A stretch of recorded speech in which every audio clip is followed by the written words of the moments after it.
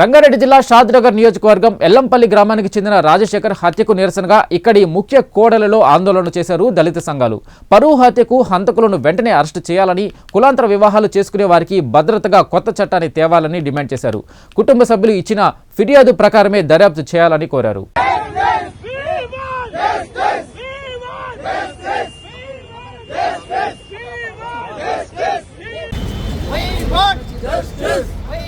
Justice! We want justice! We want justice! We want justice! We want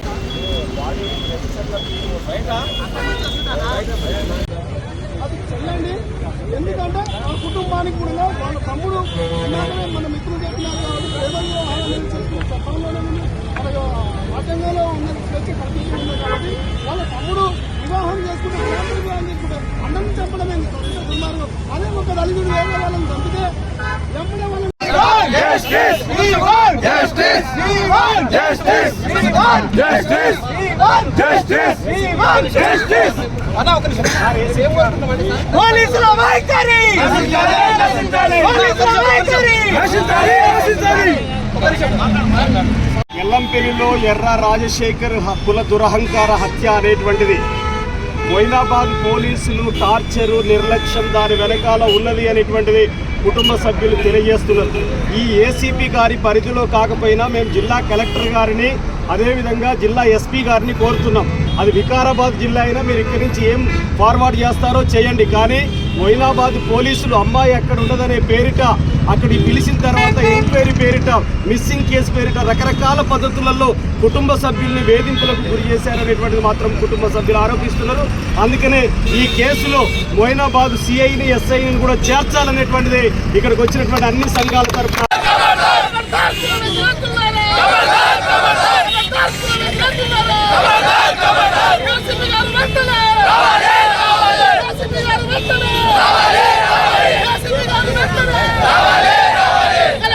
ఈరోజు షాద్నగర్ ఎల్లంపల్లి ప్రాంతంలో ఒక దళిత మాదిగ సామాజిక వర్గానికి సంబంధించిన చంద్రశేఖర్ అనే అబ్బాయి యాదవ్ కులానికి సంబంధించిన అమ్మాయిని ప్రేమించిందనే ఒక కారణంతో ఈరోజు అత్యంత పాశవికంగా చంద్రశేఖర్ వాళ్ళ అన్న రాజశేఖర్ ను తీసుకెళ్లి అతి చిత్రహింసలు పెట్టి కిరాతకంగా కొట్టి దాడి చేసి చేతులు కాళ్లు కట్టేసి మహబూబ్నగర్ ప్రాంతంలో పెట్రోల్ పోసి సజీవ దహనం చేయడం జరిగింది.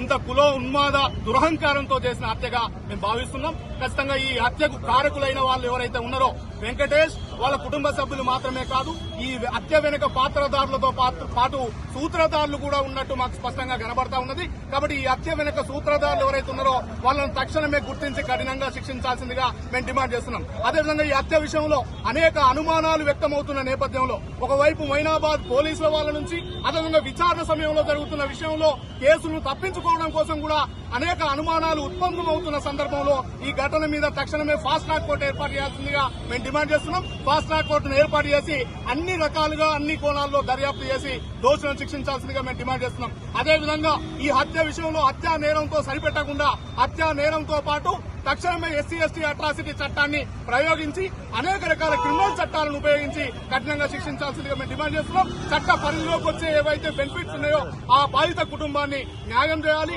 బాధిత కుటుంబానికి ఎక్స్గ్రేషియా ప్రకటించాలి, చట్ట పరిధిలో వచ్చే ఇల్లును అదేవిధంగా 3 ఎకరాల భూమిని అదేవిధంగా ఇంట్లో ప్రభుత్వ ఉద్యోగం కల్పించి మరలా ఇలాంటి కులోన్మాద దురహంకార హత్యలు జరగకుండా కఠినమైన చర్యలు తీసుకోవాల్సిందిగా మేము డిమాండ్ చేస్తున్నాం. స్వాతంత్రం వచ్చి 176 సంవత్సరాలైనా ఈ ఎస్సీ ఎస్టీల మీద ఈ అనేక దాడులు ప్రేమ వివాహం చేసుకోవడం తప్ప ఎస్సీలు ప్రేమ వివాహాలు చేసుకోవద్దా? ఎందుకు ఇన్ని హత్యలు జరుగుతున్న ఎస్సీల పైన? ఈ హత్య జరగడానికి గల కారణం రాష్ట్ర ప్రభుత్వమా లేక పోలీసులు? 100 నెంబర్కు ఫోన్ చేసినా సరే ఆ కిడ్నాప్ జరిగిన వెంటనే కుటుంబ సభ్యులు పోలీసులకు సమాచారం అందించినారు. మరి ఎందుకు కాపాడలేకపోయారు పోలీసులు? ఈ విషయంలో ఇప్పుడు ఈ కులాంకర హత్యలు ఇక మీద జరగకుండా ప్రత్యేక చట్టాలు చేయాల్సిన అవసరం ఉంది రాష్ట్ర ప్రభుత్వానికి. ఎన్ని నాళ్ళు జరుగుతాయి ఎస్సీల పైన దాడులు? మేము ఈ సొసైటీలో మనసులాగా బతకడం ఎన్ని రోజులు బతకకుండా ఉంటాం మేము? మాకు ప్రత్యేక చట్టాలు, ప్రత్యేక హక్కులు మాకు కావాల్సిన సందర్భం ఇది. చంద్రశేఖర్ ఏ తప్పు చేసిందని ఈ రోజు అతని పైన పెట్రోల్ పోసి చాలా ఘోరాతి ఘోరంగా చెప్పాల్సిన అవసరం ఏమొచ్చింది? ఈ అగ్రకులాలు మా పైన ఎన్ని నాళ్ళు ఇలాంటి హత్యలు జరుగుతాయి? మాకు కావాల్సింది వాళ్ళు ఈ రోజు ఏదో అరెస్ట్ చేసి జైలుకు పోయి బెయిల్ మీద బయటకు వస్తుంది కాదు. వాళ్ళను ఎట్లయితే ఒక రెడ్డి అమ్మాయికి, ఎట్లయితే ఒక అగ్రకుల అమ్మాయిలకు అన్యాయం జరిగితే వెంటనే ప్రత్యేక చట్టం చేసి ఒక ఎన్కౌంటర్ చేయాల్సిందిగా మేము కోరుతున్నాము. ఈ రోజు సీఎం రేవంత్ రెడ్డికి మేము కోరుతున్నది ఏంటంటే, నువ్వు అవసరమైతే ప్రత్యేక చట్టం తెచ్చి ఎస్సీ ఎస్టీలకు ఒక వాళ్ళని మాత్రం ఎన్కౌంటర్ చేయాల్సిందిగా కోరుతున్నాం సార్. మేము కూడా ఆ శిక్ష పడాలి, లేకుంటే అట్రాసిటీ మేము ఎస్సీలం కాబట్టి అట్రాసిటీ చేసి పెట్టి వాడిని ఒకరు దక్కుండ్రి. లేకపోతే వాడిని ఎంబడి ఎవరెవరు సపోర్ట్ చేసారో వాళ్ళని పట్టుకొని వాళ్ళను శిక్షించండి. ఇంకా అంతే సార్. మీరు నా పేరు మల్లేశ, ఎల్లంపల్లి. నా కొడుకులు చంద్రశేఖరు, కాగల